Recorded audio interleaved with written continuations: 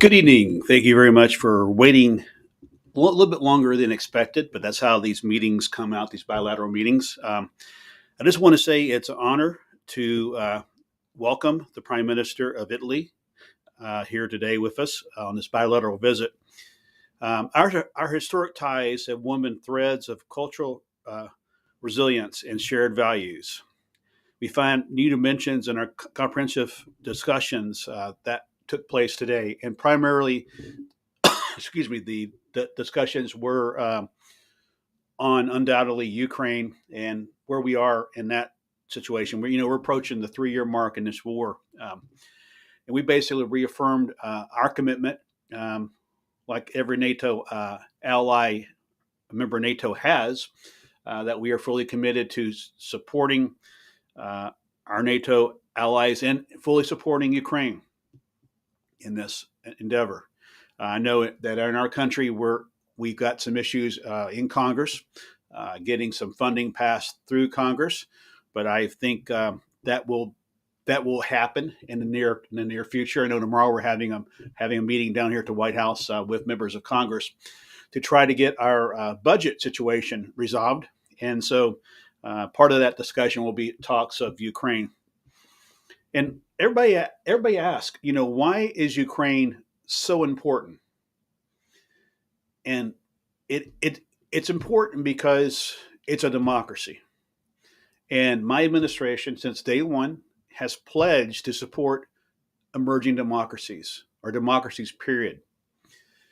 Ukraine is a democracy. It was invaded by a foreign country. And I know the history about Ukraine, that it was once a member of the then Soviet Union, and I say then Soviet Union, but times have changed. Times have changed. And so it is really, it's really a thing here that we are supporting a democracy that's fighting for its freedom. I believe it's time for President Putin to change his course on this. I've said this many, many times in the course of almost 3 years of talking about this. The losses on the battlefield on both sides are horrendous, and this war needs to come to a stop. And Ukraine needs and deserves its independence.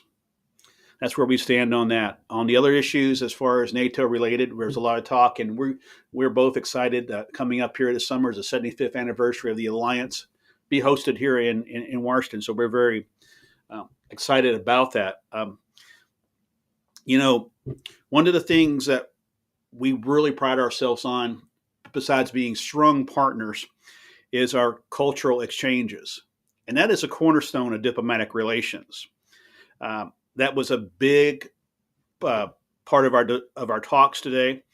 You talk about the art, literature, and traditions that characterize both Italy and our nation. This offers an opportunity to deepen our understanding and appreciation for each other's heritage. By fostering cultural ties, we inspire to build bridges that connect hearts and minds across borders. And it really is that. We pledge today to strengthen those cultural ties in both in the arts and humanities.